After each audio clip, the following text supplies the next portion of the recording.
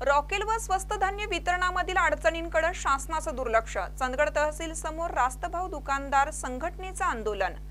रॉकेल व स्वस्त धान्य वितरणामधील अडचणींकडे शासनाचं दुर्लक्ष झाल्यानं रास्तभाव दुकानदार संघटनेनं धरणं आंदोलन केलं। यावेळी तालुक्यातील सर्व दुकानदार उपस्थित होते। मागण्यांचं निवेदन तहसीलदार राजेश चव्हाण यांना देण्यात आलं। राज्यातील रास्तभाव धान्य दुकानदारांच्या मार्जिनमध्ये आजच्या महागाई निर्देशांकानुसार किमान 100 प्रति क्विंटल इतकी वाढ करण्यात यावी। शासकीय धान्य गोदामातून येणाऱ्या धान्याच्या गुणी वजनात 50 किलोपेक्षा कमी भरत असल्यामुळे दुकानामध्ये या गुणीचं वजन करून देण्यात यावं।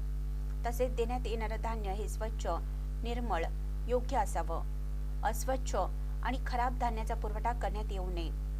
केरोसिन परवानाधारकांच्या मागण्या, अडचणी, समस्या यावर महाराष्ट्र राज्यात शासन स्तरावरून कोणतीही कार्यवाही व निर्णय घेण्यात आलेले नाहीत। अन्न नागरी पुरवठा मंत्री यांच्या उपस्थितीत 10 जानेवारी 2024 रोजी राज्यातील संघटनेच्या पदाधिकाऱ्यांची बैठक झाली होती। या बैठकीत राज्यातील स्वस्त धान्य दुकानदारांच्या मागण्यांबाबत सकारात्मक चर्चा झाली असून लवकरच त्यांची अंमलबजावणी करण्यात येईल असं आश्वासन देण्यात आलं। मात्र याची पूर्तता झाली नाही। दुकानदारांची शासन फसवणूक करत आहे। त्यांच्या जीवन मरणाशी संबंधित प्रश्नाकडे शासन दुर्लक्ष करत आहे। त्यामुळे बेमुदत संपावर जाणार असल्याचा इशारा देण्यात आला। यावेळी संघटनेचे अध्यक्ष निंगाप्पा पाटील, रवी गावडे,